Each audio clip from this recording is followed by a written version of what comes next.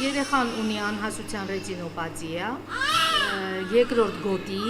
և առաջի փուլ։ Նորածնային սկրինինգային այս ծրագիրը հնարավորություն է տալիս հիվանդությունը հայտնաբերել վաղ փուլում և ժամանակին բուժել, կանխարգելելով կուրության առաջացումը։ Անհասության ռետինոպաթիան հենց վաղաշամ ծնված երեխաների ակնահատակի խնդիր է։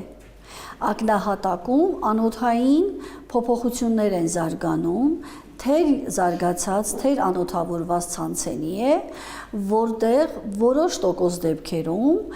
կարող է զարգանալ անհասության ռետինոպաթիա,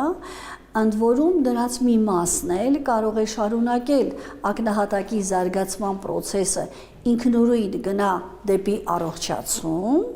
իսկ մի փոքր մաս մոտ 1/3-ը կարող են ունենալ անհասության ռետինոպաթիայի տարբեր ստադիայնություն ունեցող արդեն զարգացման խնդիրներ։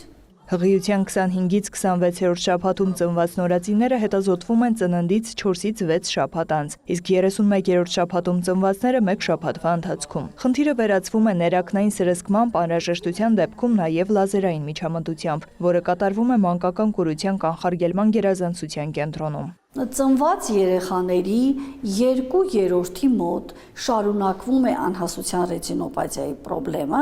նրանցից 1/3-ը կարիք են ունենում մասնագիտական բուժման։ Արդեն լավ է սկսել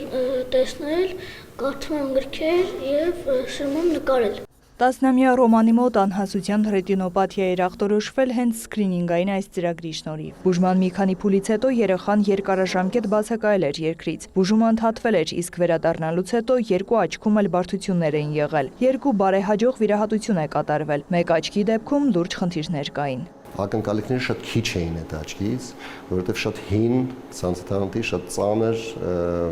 փոփոխությունների ենթարկված վիճակ էր, բայց որոշեցինք այդ ռիսկի գնալ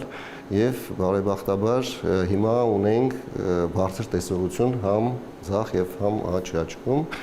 եւ կարելի ասել ապահովագրեցինք այս երեխային իր տեսողությունը մինչև կյանքի վերջ։ 2010 թվականից ի վեր սկսվեց հայկական ակնաբուժության նախագծի անհասության ռետինոպաթիայի ծրագիրը, իսկ 2016 թվականից ի վեր այս սկրինինգը մտել է պետական նորածնային սկրինինգների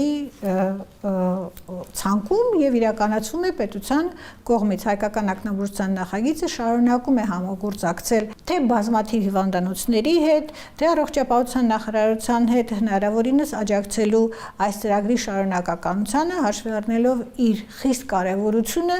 եւ շատ լավ արդյունքները։ Ուրախությամբ ընդգծում է, համատեղ ջանքերի շնորհիվ Հայաստանում անհասության ռետինոպաթիա ախտորոշմամբ երեխաները փրկվում են կուրությունից։ Նարեկ Ոսկանյան, Աշոտ Խաչատրյան, լուրեր։